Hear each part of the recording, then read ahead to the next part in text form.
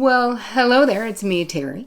Welcome to part 4 of my 60 life lessons that I've learned in 60 years that I've been alive. Yes, you guys, this is 60. Just saying.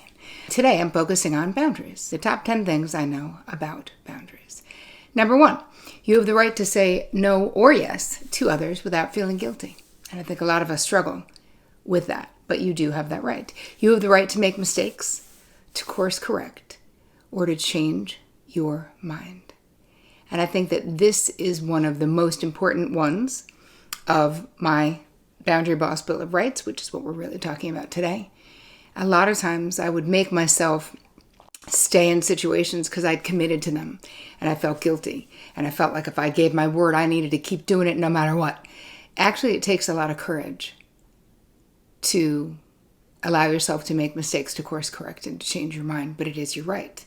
Number 3, you have the right to negotiate for your preferences, your desires, and your needs. And actually, you're the only one who can negotiate for your preferences, your desires, and your needs. So you got to do that. You have the right to express and honor all of your feelings if you so choose.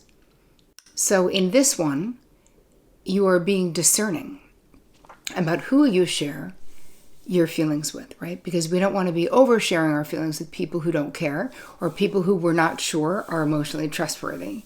So you have the right to express and honor all of your feelings if you so choose. Again, meaning you are not required to either, because you're also entitled to emotional privacy. Make sense? Yes. You have the right to voice your opinion even if others disagree. And I think we know that we have the right to do this, but a lot of times we don't do this. And this is another scenario for me personally where I will be discerning. I mean, listen, if someone is doing something that feels morally wrong to me, I'll say something. But there's also a reality, and we've all, especially if you live in the U.S., how the political landscape has changed, what happened after the 2016 election. It's like, I didn't need to share my opinion with my uncle, because I knew I wasn't changing what he thought. And I knew that if I listened to what he had to say, it would negatively impact our relationship. So my point is, you have a right to share your opinion, even if others disagree. But again, you are not required to either. You have the right to be treated with respect, consideration, and care. We strive to treat other people with respect, consideration, and care. But I think it's really important that we get really clear that we have that right as well. We want to live out these boundary rights that we have. You have the right to determine who has the privilege of being in your life. And those of you who are familiar with my work or you've read books or whatever, I talk about your VIP section. And not every person, just because they're related to you, belongs in your VIP section. So you have a right to decide how close people can get to your most tender heart. And I think it's really important that we assert those boundaries, especially with people who are unsafe emotionally or unhealthy. And again, it doesn't mean like everyone's having a let's cut off the family party. It's not that. It's you being honest with yourself about what relationships in your life are good for you and your nervous system and which ones aren't.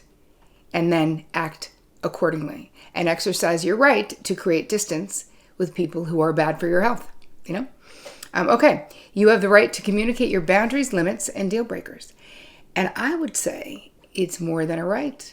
I believe you have an obligation to communicate your boundaries, limits, and deal breakers in your relationships, because really this is the only way that the people in our life know who we are. And how can anyone authentically love you if you never let them authentically know you? That's a tragedy. Number 9, you have the right to prioritize your self-care without feeling selfish. Yeah, raise your hand if self-care makes you feel selfish at times. Anybody? Raise your hand. It's really important, though, because we all can, we've seen this movie. We know how it ends. If we don't take good care of ourselves, we're angry, we're bitter, we're not fun to be around, we're sarcastic, we're short-tempered, all the things. That doesn't have to be. And your self-care is your responsibility. It's not just your right, it's also your responsibility. Because when you're not doing it, you're not great for the people in your life or for yourself, And number 10, you have the right to talk true, be seen, and live free.